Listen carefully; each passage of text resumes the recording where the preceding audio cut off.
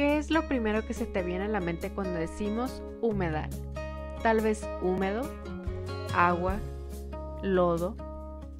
Un humedal tiene todos esos elementos. Son ecosistemas que se encuentran entre los ambientes terrestres y los acuáticos, es decir, son la transición entre ellos. Se distinguen por sus plantas acuáticas características y pueden estar inundados temporal o permanentemente. Sin embargo, si se trata de un sitio que siempre tiene agua, se cataloga como humedal solo y cuando su profundidad en marea baja no exceda los 6 metros. Existen diferentes tipos de humedales, como los humedales marinos y costeros, que pueden ser ciénegas, esteros o lagunas, planicies lodosas, marismas, playas, entre otros. Los humedales continentales o terrestres pueden ser deltas, ríos y arroyos, lagos, pantanos y otros. Los humedales artificiales, es decir, los que son creados por el hombre, pueden ser tierras agrícolas inundadas permanente o temporalmente, áreas de almacenamiento de agua, áreas de tratamiento de aguas residuales y otros. Un humedal es el hogar de diferentes especies de animales y plantas. Algunos lo utilizan para reproducirse, otros para alimentarse, algunos para refugio o descanso, entre muchas cosas más. Se han observado desde jaguares y zorros hasta aves migratorias como garzas, patos, aves playeras, cormoranes y águilas. Durante la noche salen arañas, mapaches y murciélagos en busca de frutos, raíces, insectos y pequeños peces para alimentarse.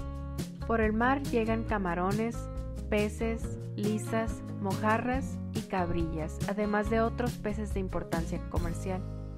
En las raíces de las plantas es común ver moluscos y cangrejos, mientras que en sus ramas encontrarás tijeretas y pelícanos. En el suelo hay infinidad de almejas, caracoles y gusanos, todos ellos manjares para aves, mapaches y coyotes. Existe una gran variedad de plantas en los humedales, entre ellas están las de raíces aéreas como los manglares, las de forma tubular como el carrizo y tule, las de tejido esponjoso como los lirios acuáticos y las que están completamente adaptadas a la vida acuática como los pastos marinos. Por muchos años los humedales eran considerados tierras baldías sin ningún uso. Se drenaron, se removió la vegetación y se utilizaron como sitios para agricultura y construcción.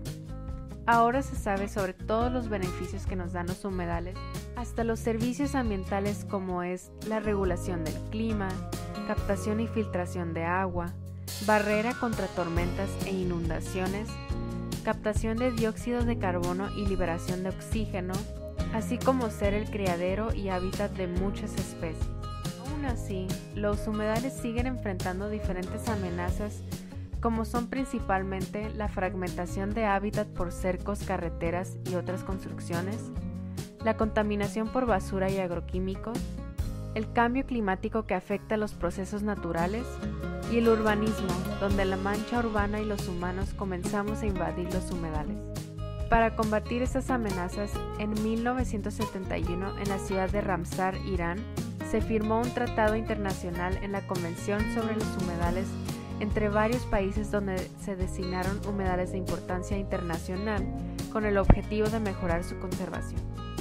De aquí nació el Día Mundial de los Humedales, celebrado el 2 de febrero en conmemoración de este convenio.